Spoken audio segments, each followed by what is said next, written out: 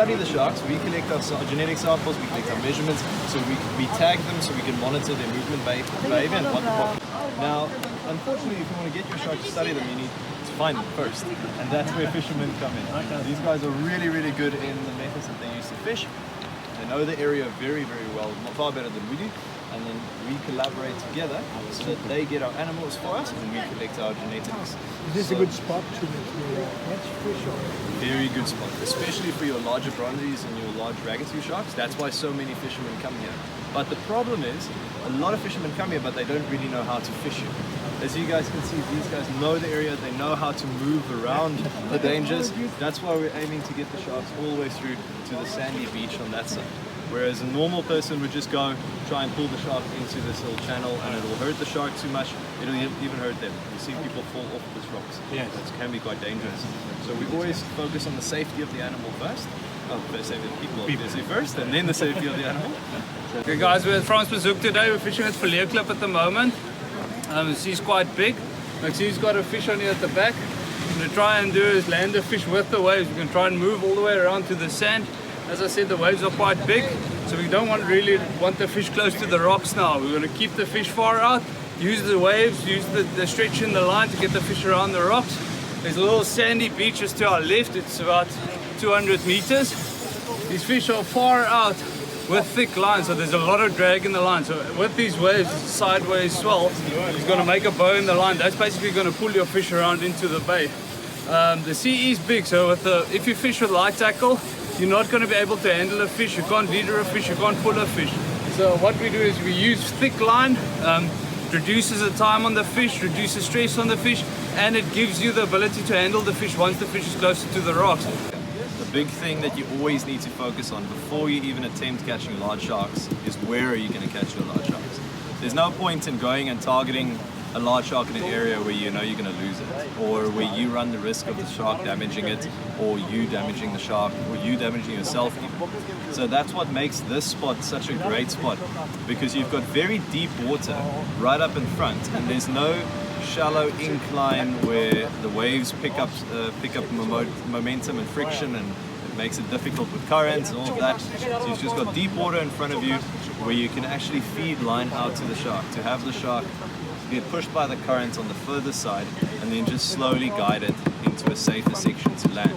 That is your number one priority. Choosing your area where you can, everybody wants to get sharks, but the areas where you get sharks is not always the safest area. So choose your area wisely, and that's why we're here at Filet Clip today, because it's got beautiful conditions with the brown water moving in, good temperature, deep water as well. So we know there are going to be sharks in this area, and we know we're going to be able to land them safely. So as soon as we hook a shark, we just ran through the setup now, we're using large hooks, proper cables, proper leader line. We're not messing around with lighter gear that can prolong our fight times. As soon as something gets hooked, it's dragged, locked, pull in quickly, so you minimize that time on the line as much as you possibly can. And you're using the swells to your advantage to move the shark into a quieter section. Drone is a nice big 20-0 circle hook. I've bent it open a bit so you get a decent hook up around the jaw. And then I'm using a 3-meter piece of 49 strand cable here, so that when you leader the fish by the rocks, you don't get cut off and the fish has a trace in its mouth. And then what we're also doing is, onto that we have about a 7 to 8 meter 2.5 mil wind on, just for your hands and making it easier for leadering. And then onto that it goes 0.65 main line, and like a decent stiff rod and a big reel. Yeah, we're gonna take the fish when we hook it here in the sea. We're gonna take it around. The sea's nice today. We've got some big swell. The tide's gonna start pushing in about half an hour. So then we're gonna use the current and the swell to take the fish around this point, this island here, and into the calm bay, where there's a sand beach where we're gonna land the fish. Obviously remove the hooks in the water and then release it into the calmer waters for it to revive a bit and after the fight. So yeah, let's see what happens and how many pulls we get.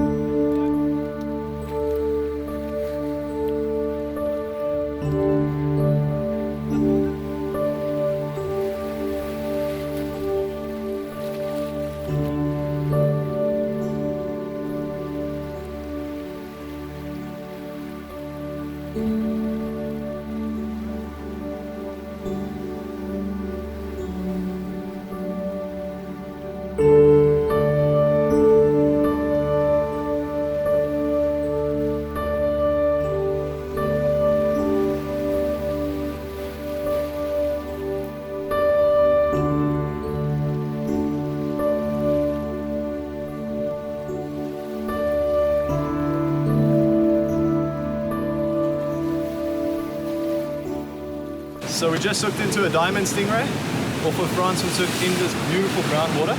And now through the teamwork between a local tour guide, we managed to pass it across this channel over here. And now we're fighting the fish into the ponds.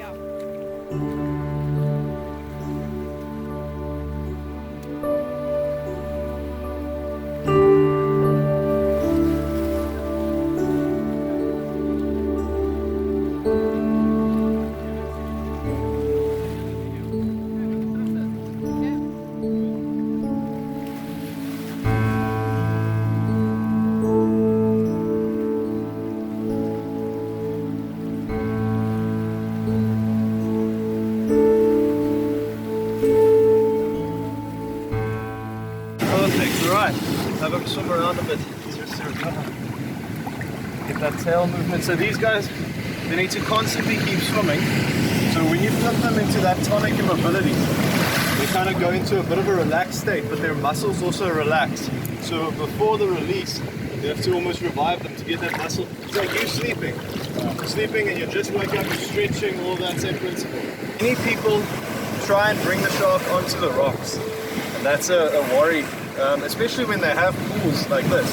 A shot, for instance, I'll demonstrate it for if you can grab the shark.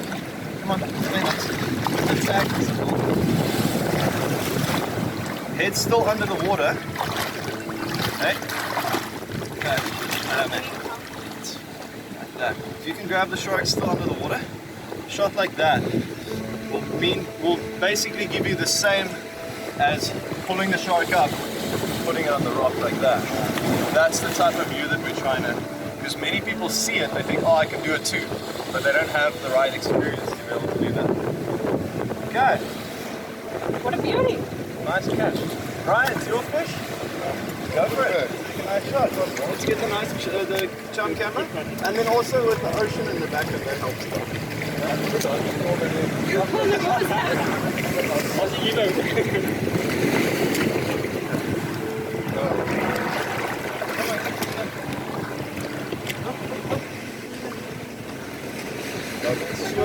But die afterskoot is nog baie. So it's 'n bietjie laer dat hy net vir die water net so. Ja. Ja, weet jy. Ja, sportsman. Ja, was jy nou druk? Dit kom net so doen dan. Reg, maar ja, skop hom weer. Sterk bietjie weer aan. Okay.